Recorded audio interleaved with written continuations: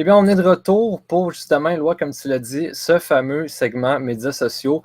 Guillaume qui nous trouve les publications les plus incroyables qui se trouvent sur les médias sociaux, que ce soit Instagram, Facebook, Twitter, Reddit. Ils sont tous là. Guillaume, qu'est-ce que tu nous as trouvé cette semaine? Quel petit bijou tu nous as déniché? Ben écoute, on est en thématique Super Bowl pour la dernière fois de l'année jusqu'en février prochain. On va en parler. En tout cas, on va l'espérer. Ouais. Non, c'est pas vrai. Donc, effectivement, le Super Bowl vient de se terminer, mais une affaire qu'on peut se souvenir puis qu'on a parlé justement dans la chronique précédemment, c'est le nombre de fois que Mahomes a été poursuivi par la défense des Buccaneers. Puis justement, un internaute s'est amusé à recréer un peu les tentatives de poursuite. C'est assez comique qu'on peut voir ici. J'ai réussi à les attraper, mais les receveurs ne sont pas capables de les attraper. Comme Simon, tu l'as dit, il reçoit dans le casque. Tu fais un lancer à la Mahomes qui est super-héros. Et les arbitres s'amusent bien à lancer des fagnons jaunes pour démontrer le nombre de pénalités qu'il y a eu dans le match. Donc, c'était assez calme. C'est une bonne représentation, selon moi, du Super Bowl. Cet internaute a vraiment réussi à faire ça. Ça ressemblait à ça. Ouais, c'est ça. Et toujours sur le Super Bowl, ben, il y a le compte de CBS Sports qui a noté une tendance qui est quand même assez curieuse. Mais j'ai vu ça, j'ai trouvé ça vraiment hallucinant. Toutes les équipes qui ont gagné le pile ou face depuis les 7 derniers Super Bowls, donc depuis le Super Bowl entre les Patriots et les Seahawks, ils ont toutes perdu. C'est quand on pense que c'est un avantage, parce que justement, les équipes, en tout cas, la tendance habituellement, c'est de recevoir le ballon après l'entraide, parce que si jamais tu tires de l'arrière, un, tu peux revenir, et deux, si tu as une avance, tu peux doubler ton avance. Donc, habituellement, les équipes vont vers là. Mais c'est quand même assez comique. Dans les 7 derniers Super Bowls, il n'y en a même pas un qui a gagné. Donc, est-ce que c'est vraiment un avantage ou c'est... Ce que tu me dis, c'est que je devrais gager tout de suite après le pile ou face. Écoute, tu peux gager sur le pile ou face si tu veux. Il y a des applications qui te permettent de faire ça, mais c'est 50-50. T'es mieux d'avoir un bon compte à banque pour être sûr que tu ne perds pas tout l'argent. Oui. Sinon, par après, ben, on reste encore, comme je dis, en thématique Super Bowl. Ben, dans le monde du football, le Super Bowl MVP de Tom Brady, ben, il est arrivé avec les Bucks, comme je dis, cette saison, puis il a signé un contrat de 2 ans à 50 millions.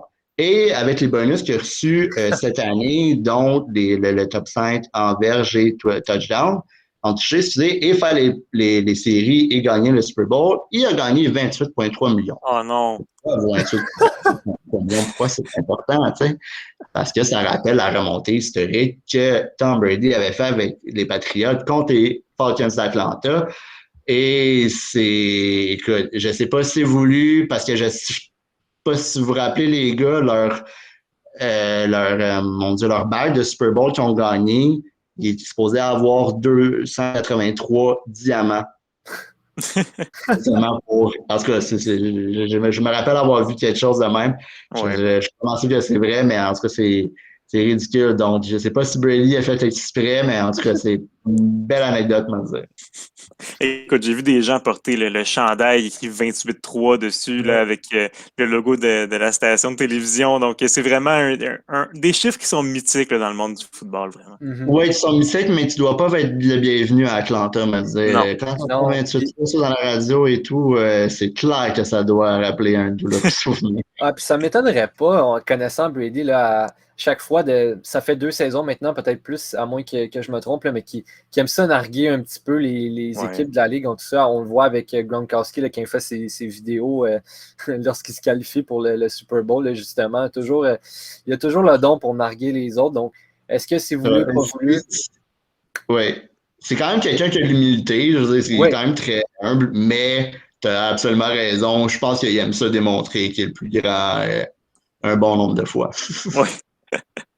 Puis écoute, quand on parle des plus grands, justement, on peut parler de Tom Brady, on peut parler de Patrick Mahomes. On a toujours des fans qui sont bandwagon, donc qui embarquent le train quand une équipe est populaire et tout. Et on a vu justement un de ces fans, après le Super Bowl, qui portait le maillot de Mahomes et qui le brandit. Mais non, il y a un maillot de Brady en arrière. Et écoute, peu importe, on est toujours gagnant dans ce cas-là. En tout cas, ce fan-là, il l'a su. C'est clair que peu importe, si jamais il narguait une équipe ou l'autre, il allait être gagnant parce qu'il allait avoir les deux maillots. Donc, c'est ça le bénéfice d'être un fan bandwagon. Ouais. Tu peux suivre la tendance, c'est ça qu'il faut. Mais oui. Puis sinon, écoute, on reste encore dans le football. Avant le Super Bowl, les trophées des honneurs qui sont habituellement remis aux joueurs de la NFL ont été remis. Et le joueur défensif de l'année a été remis à Aaron Donald. Aaron Donald, on sait, c'est pas son premier qui gagne. Non. C'est une machine. Il faut habituellement que les bloqueurs soient 2 sur lui pour l'arrêter. Puis même encore là, habituellement, il est capable de se dégager. Mais cette année, TJ Watt s'est vraiment démarqué. Puis ça fait une couple d'années qu'il se démarque. Lui qui est habituellement le poursuiveur de corps arrière avec Pittsburgh. Et de J.J. Watt s'est montré à sa défense parce qu'il aurait dû le gagner. Donc, qu'est-ce qu'il a dit? C'est que dans les catégories, il a effectivement sorti un tableau dans les catégories de soit plaqué, de sac, score, de plaqué ayant perdu des verges, de pression, de frapper le corps arrière. Tout ça, mis à part les échappées forcées, il a tout dominé les statistiques. Donc, J.J. Watt a des arguments quand même assez solides. Effectivement, son frère aurait dû gagner, même si on peut dire qu'il est biaisé, mais je veux dire, il y a quand même des preuves qui démontrent effectivement qu'il a été sensationnel. Puis, est-ce que tu mets un peu le succès de l'équipe là-dedans? Parce qu'évidemment, les Steelers ont un plus de succès que les Rams. Je pense que c'est un bon argument pour dire que oui, TJ Watt a réussi à amener plus, comment je peux dire, son impact, a amené plus de victoires à son équipe que Aaron Donald. Donc, regarde, peu importe ça, c'est un débat. Oui, mais Aaron Donald, souvent, il y avait 2 joueurs sur lui, pas mal plus souvent que TJ Watt. Faut pas oublier ça non plus. Ouais. Oh, non, c'est sûr, absolument. Mais c'est vu que TJ Watt peut faire plus, il est plus versatile. Je pense que faut vraiment comme apprécier son apport dans différents aspects de la défense. Mais c'est des sains débats qu'on peut avoir toujours, qu'on va avoir à chaque année. En fait. C'est bien correct qu'un frère dise pour son frère que c'est le meilleur, là, on s'entend. Exact. Pour finir, mention honorable, écoutez, aujourd'hui, c'était la parade du Super Bowl qui ne se fait pas en voiture, mais bien en bateau. Et écoutez, Tom Brady, il a peut-être à sa première année avec un Super Bowl, il est comme, wow, mon Dieu, j'ai vraiment l'honneur d'être ici, il faut chavo ce moment. Mais rendu à son 7e, je pense, il en a vu bien des couleurs. Fait qu'on le voit ici lancer le trophée du Super Bowl à un autre bateau. Je pense que c'était Gronkowski qui était en arrière. Écoute, après 7 Super Bowl, je pense que lui, il doit s'en foutre rendu là si jamais il arrive quelque chose.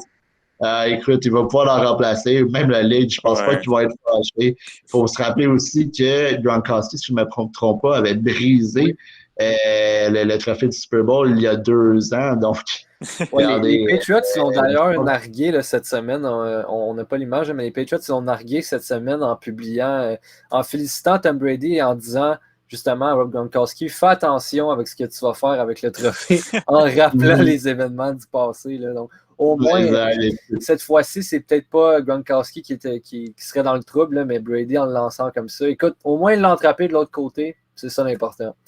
Mais je suis persuadé que quelqu'un serait sauté à l'eau si jamais il serait trompé. Mais écoutez, quand on est le plus grand de tous les temps, on peut se permettre des petites folies de temps en temps. Ça rime. Oui.